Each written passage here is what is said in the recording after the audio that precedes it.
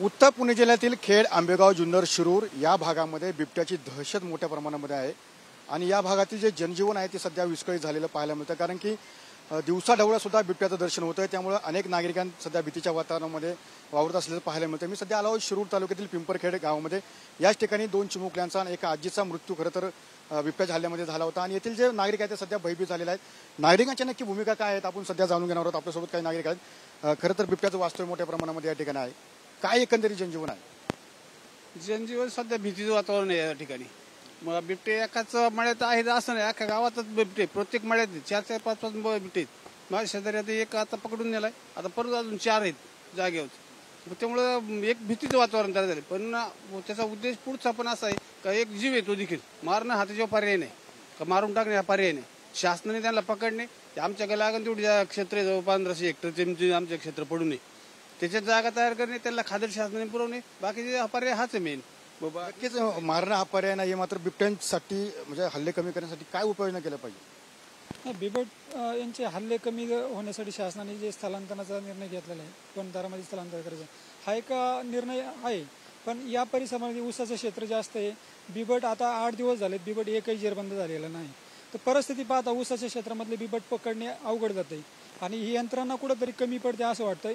तर शासनाने काही करायला पाहिजे, जे वर्गीकरण आहे बिबट म्हणजे वन्य जंगलात राहणारा बिबट आणि आता मानवी वस्तीवरला बिबट त्याच्यामधला फरक आहे. तो फरक त्यांनी ते निरीक्षण आणून वरिष्ठ स्तरावरती त्याचे निरीक्षण आणून दिलं पाहिजे आणि वन्य प्राणी तो जंगलातला आहे तो बिबट तिथेच राहू द्या, पण तो मानवी वस्तीवरती जो बिबट आलेला आहे त्याच्यात कायद्यात बदल करून कुठेतरी त्याला ठार करणं गरजेचं आहे. मानवी वस्ती आलेल्या बिबट्याला ठार करणं गरजेचं आहे. मात्र एकंदरीत आपण पाहिलं की आपण आता सध्या बिबट्याचा मोठ्या प्रमाणामध्ये वावर आहे, शेतीमध्ये कामं सुरू आहेत. काय उपाययोजना केल्या पाहिजे? कारण की आता आपण पाहिलं की ज्या पद्धतीने कुत्र्याचा पट्टा घालून सुद्धा तुमच्या गावामध्ये अनेकांनी शेतामध्ये काम करण्याचं हे केलेलं आहे. आता शेवटी असं आहे का शेतकऱ्यांना कुठल्या तरी पद्धतीने स्वतःचं संरक्षण करणं गरजेचं आहे. त्यासाठी आमच्या गावातील बहुतेक लोकांनी कुत्र्याचा पट्टा घालून महिला मंडळींनी शेतात वाकून कामं करणे ह्यासाठी जो आपला स्वतःच्या बचावासाठी काहीतरी उपाययोजना करतात. पण आमची एकच पिंपरखेडकरांची एक मागणी आहे की कुठलीही उपाययोजना करा पण आम्हाला बिबटमुक्त करा. बिबटमुक्त करा. खरं तर बिबट्यांची संख्या मोठ्या प्रमाणामध्ये आहे. सध्या तुळशीचा विवाह झाला आहे, दिवाळीचा सीझन संपला आहे, विवाह मोठ्या प्रमाणामध्ये आता विवाह समारंभ सुरू आहे. मग त्या ठिकाणी सोयरीक जुळण्यासाठी काय अडचणी येतात का? आता पहा, सोयरीक जुळ म्हणजे एकतर अगोदरातलं लग्न होतीच नाही, म्हणजे मुळात नाही. आणि बिबट्याच्या दहशतीमुळे काय फरक पडला? बिबट्याच्या दहशतीमुळे ना जे आमच्याकडे समजा लग्नासंदर्भात समजा जर विवाहाच्या संदर्भात जरी लोक आली समजा तर ती लोक सुद्धा येत नाही. ती म्हणतात आमची मुलगी तिथे देऊन आम्ही का जीव देऊ, मुलीचं पण आमचंही पण म्हणजे लग्न सुद्धा तिच्यावरती सावट आलेले.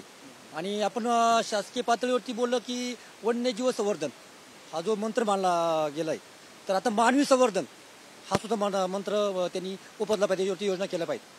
आणि काय होते की आज पिंपरखेडमध्ये समजा स्पॉटवरती गेली बिबट्या वन्य शासकीय पातळीवरती लोक, तर बाकीचे गाव मोकळेच आहेत ना, ते बिबटे मोकळेच आहेत. हे जीव हे पकडले एखादा नेऊन टाकला तर परत ते वरचे खाली येतात, म्हणजे त्यांची कुठेतरी यंत्रणा अपुरी पडते. तर प्रशासकीय पातळीवरती शासनाला काही कमी काही नाही, त्यांच्याकडे भरपूर स्टाफ आहे सगळा काही. तर पूर्णपणे ताकदीने संपूर्ण गावामध्ये आता पूर्णपणे वेळा घालून पूर्णपणे ताकदीने ती टीम लावून पूर्ण ते बिबटे स्थलांतर केले पाहिजे.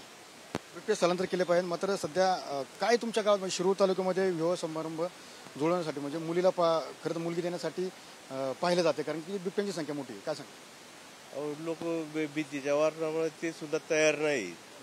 पिंपरखेड एवढं प्रसिद्ध झालं, काल दिंडी आपल्या का आली होती आणि ते ह्या भीती बनी ते नीट जेवले सुद्धा नाही. तर म्हणजे नाही आम्हाला पोचायला आहे पुढच्या मुक्कामी.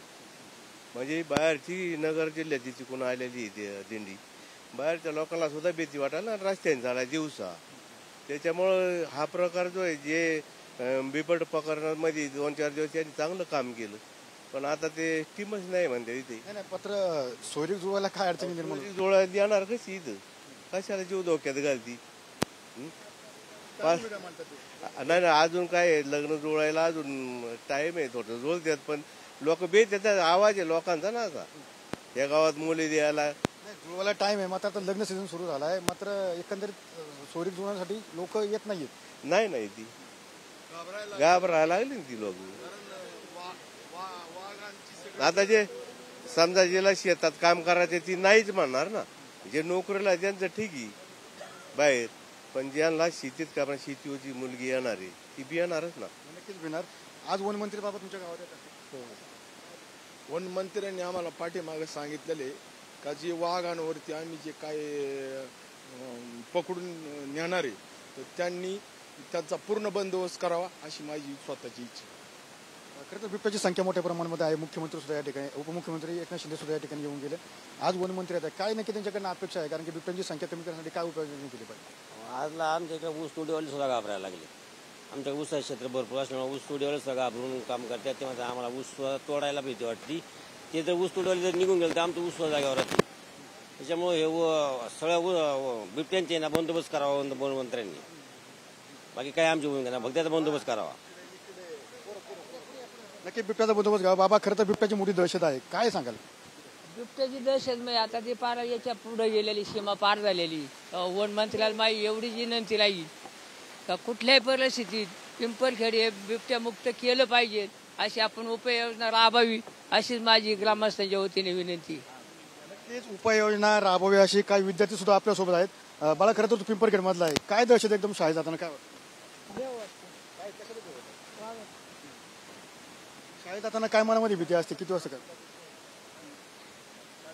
शाळेच्या परिसरात बिबट्या पावले.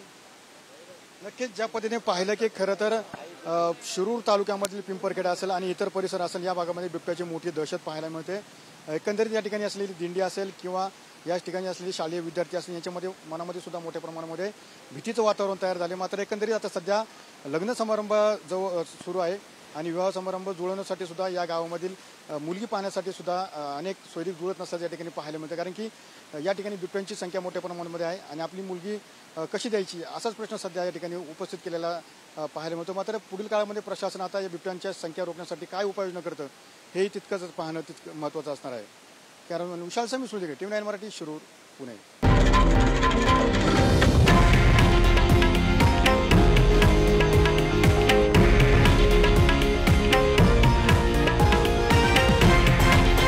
हे आहे देशातील नंबर 1 न्यूज नेटवर्क आणि आपण पाहत आहात TV9 मराठी, एकमेव.